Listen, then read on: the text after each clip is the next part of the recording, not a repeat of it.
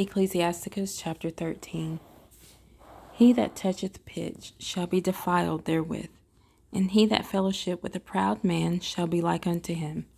Burden not thyself above thy power while thou livest, and have no fellowship with one that is mightier and richer than thyself. For how agree the kettle and the earthen pot together?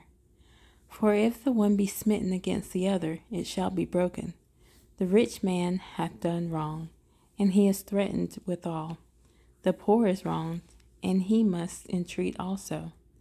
If thou be for his profit, he will use thee. But if thou have nothing, he will forsake thee. If thou have anything, he will live with thee. Yea, he will make thee bear, and will not be sorry for it.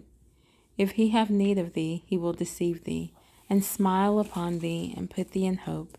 He will speak thee fair, and say, What wantest thou? And he will shame thee by his meats, until he have drawn thee dry twice or thrice, and at the last he will laugh thee to scorn afterward. When he seeth thee, he will forsake thee, and shake his head at thee. Beware that thou be not deceived, and brought down in thy jollity. If thou be invited of a mighty man, withdraw thyself, and so much the more will he invite thee. Press thou not upon him, lest thou be put back. Stand not far off, lest thou be forgotten.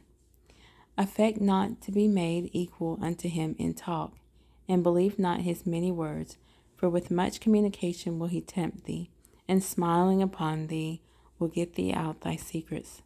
But cruelly he will lay up thy words, and will not spare to do thee hurt, and to put thee in prison.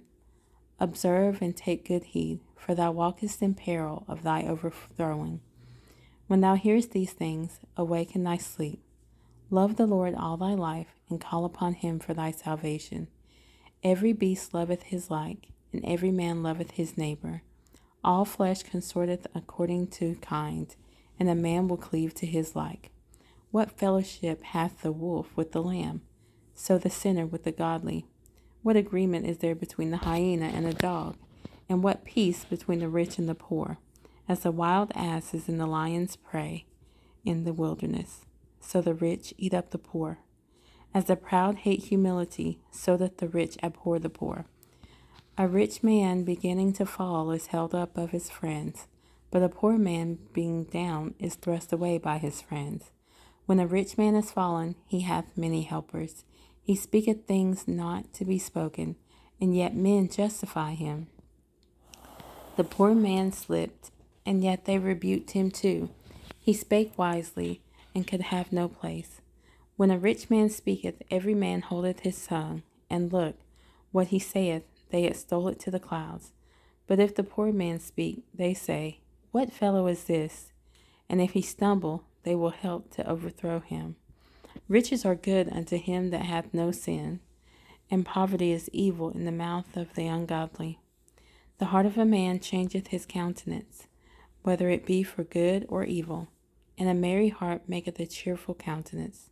A cheerful countenance is a token of a heart that is in prosperity, and the finding out of parables is a wearisome labor of the mind.